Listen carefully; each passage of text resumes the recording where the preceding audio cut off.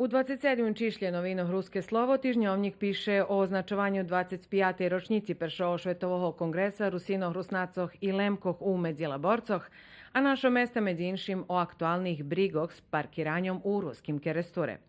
Ekonomija informuje, jak se odviva kosidba žita po hotaroh naših mestoh. Na bokoh kulturi i prosviti rozvarka s Julijanom Ramačom Čamom, ktora trebala bud objavena posle festivala Červena ruža, a tu i teksti o pripoznanju ktori dostali ruski školjare u Novim Sadze i Keresture. Mozaik čitačov upoznava za štvartu školjarku z Ukrajini, ktora zakončela školovanje u Keresture, a rubrika Ljudze, rok i život predstavlja kocursku tortarku Tatjanu Salontaj iz Kocura i Nataliju Hajduk z Kerestura.